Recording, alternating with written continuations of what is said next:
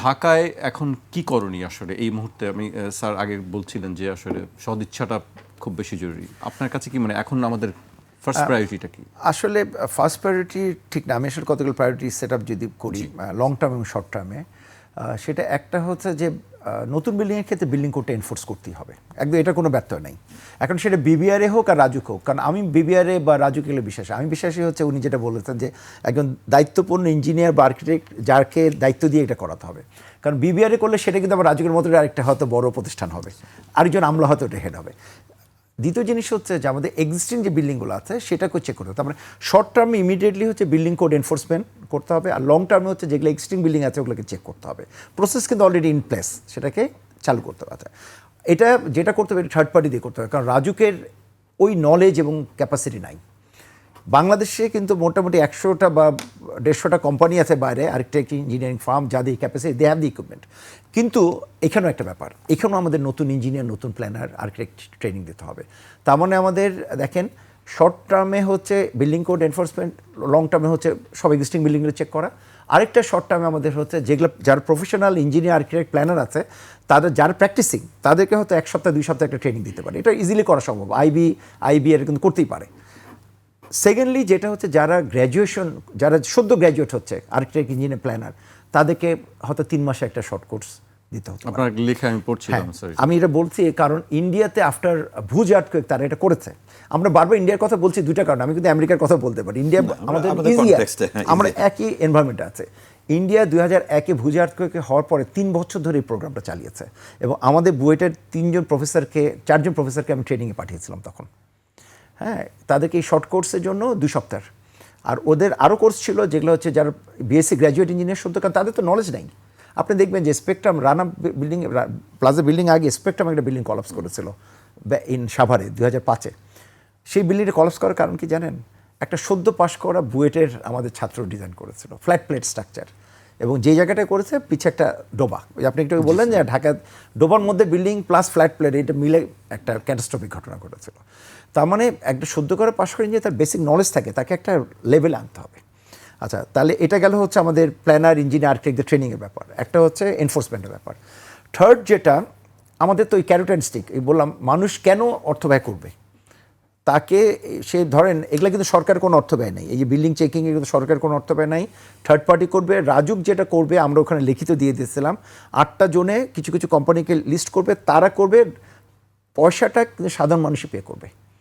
কিন্তু সে যে এই কাজটা করলো, সে যে সমস্ত অ্যাজবিল ড্রয়িং, আর্কিটেকচারাল ড্রয়িং তৈরি করলো, মাটি আবার টেস্ট করে, এটার জন্য তাকে তো একটা বেনিফিট দিতে হবে। রাজুকের এখন যে অক্ষমতা সেটা হচ্ছে তার কোনো অ্যাজবিল ড্রয়িং নাই, কোনো ড্রয়িং নাই দেখে অকুপেশন সার্টিফিকেট দিতে পারে না। এগুলো করলে সে ওগুলো পেয়ে যাচ্ছে, রাজুকের বেনিফিট কিন্তু করছে সাধারণ মানুষ তার টাকা দিয়ে। বেনিফিট হচ্ছে রাজুক কিন্তু একটা ডেটাবেস তৈরি করে ফেলবে। কোনো সময় আর্থকুয়েক আসলে যদি এই বিল্ডিংগুলোর ক্ষতি হয়, দায়বদ্ধ কে? ওই ইঞ্জিনিয়ার, কারণ সে কিন্তু সার্টিফিকেট দিচ্ছে বিল্ডিংটা আবার ভালো খারাপ কোনটা। তা আমার দায়বদ্ধতার জায়গাটা কিন্তু আমরা ইনশিওর করছি। সেটা হয়তো আমি চাই না কোনো পার্সোনাল লেভেলে কেউ কাজ করে, একটা কোম্পানি কাজ করবে যেখানে আর্কিটেক্ট, ইঞ্জিনিয়ার, প্ল্যানার থাকবে, কারণ মানুষ মারা গেল কোম্পানি কিন্তু রয়ে যায়। তো এটা একটা জিনিস। আরেকটা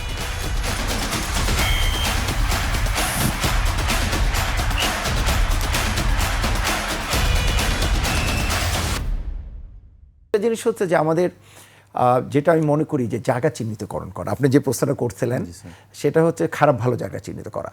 আমরা কিন্তু খালি ঢাকা না, আমি যে কথাগুলো বলছি এটা বাংলাদেশ সবার জন্য, কিন্তু রাজুক বলছি, বাট সিডিএ এখানে আসতে পারে, কেডিএ হতে পারে, আরডিএ হতে পারে। জায়গা চিহ্নিতকরণ, আমরা যখন ছোট ছিলাম ঢাকাতে আমরা থাকতাম, বেশিরভাগ সময় আমার মনে আছে হয় কলাবাগান, না ধানমন্ডি, বা মিরপুর, না হলে গুলশান। তখন তো ভাড়া অত ছিল না, ছড়ানো ছিল সব ভালো মাটি। এখন কিন্তু দেখ পুরান ঢাকাও, এখন আপনি যত যাবেন এদিকে যাব, আমরা যদি এদিকে যাই ধানমন্ডি ক্রস করে একটু ওয়েস্ট ধানমন্ডির দিকে যাই, দেখবো সব ডোবা নালার মধ্যে কিন্তু বাসাবাড়ি তৈরি হচ্ছে, শিকদার গ্রুপ অ্যান্ড ওইদিকে। আমরা যদি হাজারিবাগ, আমরা যদি এদিকে যাই বনশ্রী, রামপুরা, তারপর কি আছে আফতাবনগর, সব ডোবার নালা, কিন্তু হতে অসুবিধা নাই, কিন্তু যেহেতু বন্ধ করিনি আমরা, কিন্তু নতুন করতে দেওয়া যাবে না। আর যেগুলো আছে সেগুলোকে এনশিওর করতে, বসুন্ধরা আছে, জলসিঁড়ি আছে, এগুলাতে বাসা। এখন সমস্যা হচ্ছে ঢাকা শহরে আর কোন কোন জোনটা একটু যদি উল্লেখ করেন দর্শক হয়তো না, উত্তরা থার্ড ফেজের মধ্যে কিছু আছে, কারণ সরকারি জমি আমি যদি বলি, পূর্বাঞ্চলে পার্সিয়াল আছে, পূর্বাঞ্চলে বেশিরভাগ মাটি ভালো, কারণ পূর্বাঞ্চলে কিছু পকেট আছে যেখানে খুব মাটি খারাপ। ভালোটা হচ্ছে গাজীপুরের দিকে, গাজীপুরের ওদিকে ভালো, কিন্তু সব জায়গায় মিরপুরও খারাপ জায়গা আছে, মিরপুর পল্লবীর ভিতরে কিন্তু খারাপ প্লট আছে। আসলে হচ্ছে কি, যখনই ভরাট করা আছে, যেটা সাইদ ভাই বলতে, যখনই ভরাট করছে সেটাই একটু রিস্কি। এবং ভরাটটা কি, আমি একটা এক্সাম্পল বলি, 1985-এ মেক্সিকো একটা আর্থকুয়েক হয়। মেক্সিকো আর্থকুয়েক হতে 300 কিলোমিটার দূরে একটা 7 না 8 মাত্রা আর্থকুয়েক হতে মেক্সিকো শহরটা একটা গামলার মতন, গামলাতে কোথাও 30 মিটার, কোথাও 40 মিটার, কোথাও 50 মিটার ভরাট মাটি। আমরা ঢাকার কথা এখন যদি বলি, সবচেয়ে ভালো বা বেশি ভরাট হচ্ছে জলশিরি বসুন্ধরাতে, প্রায় 40-45 মিটার আছে। ওখানে আবার কমও আছে, বাট এটা সবচেয়ে বেশি। আর এভারেজে 20 মিটার ভরাট অনেক জায়গায়। ইস্টার্নে যে প্রজেক্টগুলো অতীতের, আমি ছাত্রাবস্থা থেকে এগুলো ঘাটাঘাটি করছি, ওখানে 30 মিটার ভরাট করা। দস্তিদার বাবু নামে একজন ইন্ডিয়ান জিওটেকনিক ইঞ্জিনিয়ার কাজ করে দিয়েছে, উনি প্রথম আমাদের এটা নিয়ে নলেজ দেন যে ভরাট মাটিতে ইমপ্রুভ করতে হবে। ক্ষতি নাই কিন্তু এগুলোকে ইমপ্রুভ করতে, এখন তো আমরা ভরাট করে ফেলেছি, এখন তো মাটি উঠানো এক বিশাল ব্যাপার। তার মানে এখানে বাসা করতে গেলে ভূমিকম্প সহনীয় ভবন নির্মাণের সাথে সাথে কিন্তু মাটিটাকে ইমপ্রুভ করতে হবে।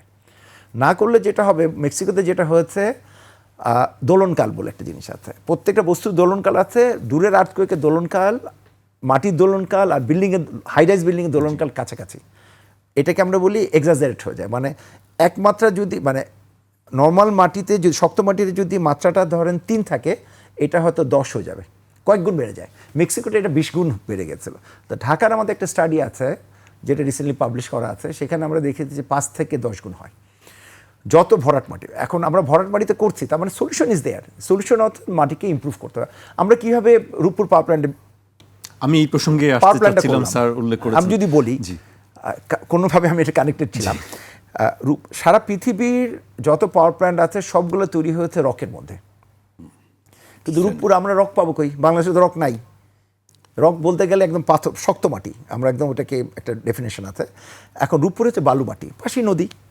এখন বললো, একটা ইন্টারন্যাশনাল অ্যাসোসিয়েশন যারা এটা কন্ট্রোল করে, তারা বললো যে এটাকে ওর মতন ক্যারেক্টারিস্টিক্স করতে হবে। ওর একটা প্যারামিটার দিয়ে দিল, একটা প্যারামিটার অনুযায়ী যেটা করা হলো, জার্মান কনসালটেন্টকে আনা হলো, তাদের মেশিন এনে ওখানে সিমেন্টকে হাই প্রেশার ইনজেক্ট করা হলো, এবং যেই প্যারামিটার দিয়ে দিয়েছিল, আমরা পরে কোর কেটে চেক করে দেখেছি প্যারামিটার স্যাটিসফাই করা, অর্থাৎ ওটা এখন রক হয়ে গেছে, টপ 20 মিটার অফ রূপপুর এলাকা। তার মানে ম্যাথোলজি আছে। হ্যাঁ, রূপপুর হয়তো অনেক এক্সপেন্সিভ বড় জায়গা, ছোটো প্লটে কিন্তু ছোটো ছোটো টেকনিকও আছে, যেখানে হয়তো অল্প একটু বালু মিশিয়ে হয়তো প্রথম 5 মিটার মাটি যদি একটু ইমপ্রুভ করা বা 10 মিটার করা যায়। কারণ আপনি যদি একটা বাঁশ মাটিতে ঢুকান ইভেন, এবং সেটাকে নাড়ান নরম মাটিতে, সে কিন্তু দুলবে। তো কংক্রিটের যদি পাইল ঢুকায়, এবং এটার একটা ক্লাসিক এক্সাম্পল হচ্ছে, আমি একটু সময় নিচ্ছি, কান্দলা পোর্টে 2001-এ যে ভুজ আর্থকুয়েক হলো, কান্দলা পোর্টে একটা 6 তলা টাওয়ার বিল্ডিং, যেটা জাহাজগুলোকে ভিতরে ঢুকতে সাহায্য করে, তার নিচে একটা পাইল দেওয়া হয়েছিল 16 মিটার। ওখানে ভালো মাটি হচ্ছে 21 না 22 মিটারে। ওই পোর্ট স্ট্রাকচারটা যখন আর্থকুয়েক আসলো, বালুর মধ্যে পানি পাশেই নদী পড়তো, নদীর আশেপাশে বা সমুদ্রের আশেপাশে, বিল্ডিংটা প্রায় 15 ডিগ্রি কাত হয়ে গেল, পাইল দেওয়া সত্য।